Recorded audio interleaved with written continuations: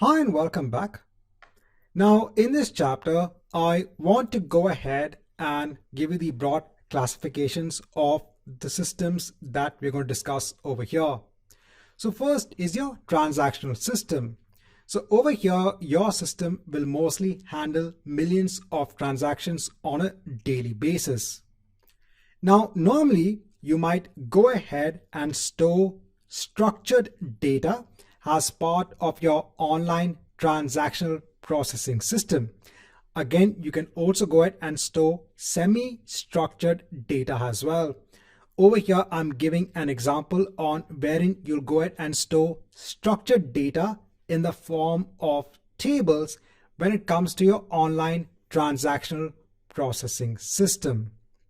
So if you take Udemy as an example of a platform, so every minute there'll be students who are going ahead and purchasing a course on the Udemy platform.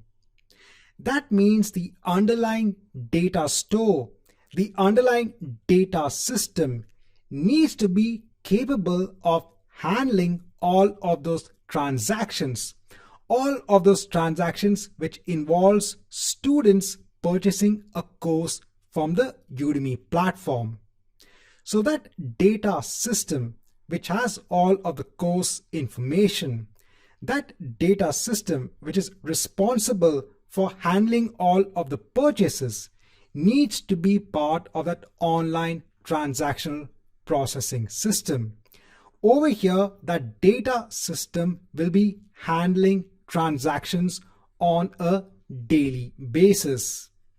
So if I just go ahead and scroll down, so I said if you go ahead and take Udemy as an example, so you might have different tables in place. Over here, I'm just giving an example. So you might have a table of data which has student information.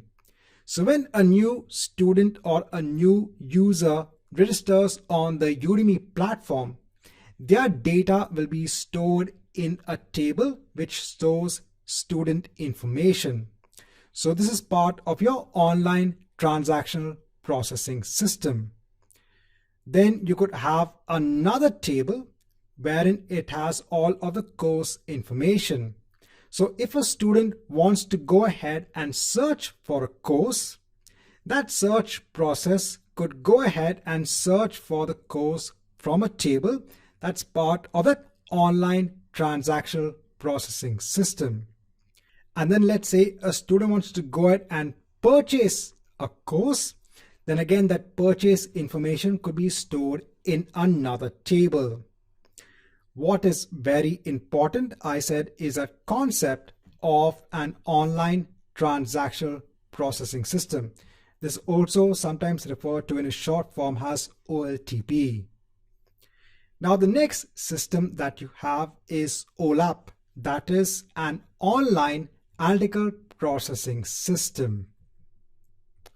So over here, transactions are not performed on these types of data system. Over here, you don't have many writes that are actually happening on a daily basis.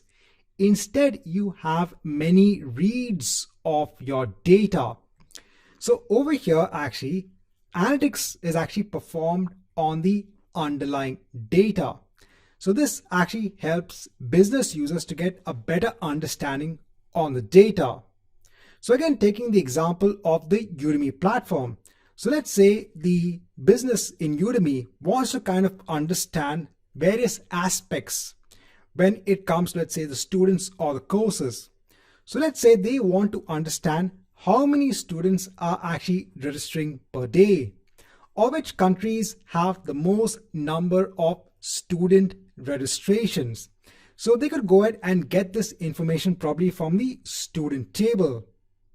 Or maybe they want to go ahead and answer questions such as how many courses are being added by instructors per day, or which are the courses that are being searched the most.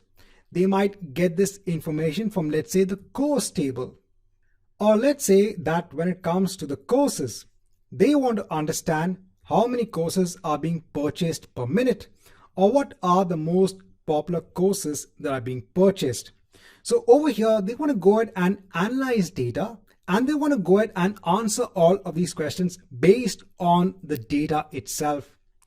Now, normally you would not go ahead and perform this sort of analysis on your OLTP systems. So remember, in your data system, your online transaction processing system, this should be handling your daily transactions. So if someone is buying a course, then that data will reside in that online transactional processing system. So this particular system, your online transactional processing system, will actually be different from your online analytics processing system. So you'll have actually multiple copies of your data. One is for your normal operations, that's your OLTP, and one is for your analytics. So that is your OLAP system. So please keep this in mind. These are two separate systems. You should not perform analysis on your OLTP systems, because if you're performing analysis on this system, it might go ahead and affect the performance of your online transactional processing system.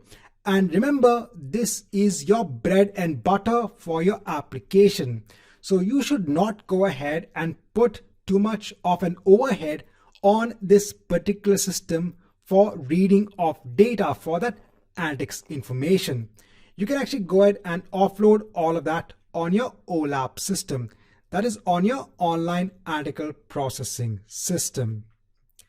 Now, normally what you will do is that you will actually go ahead and use a tool that will actually go ahead and take all of the data, if required, from your online transactional processing system.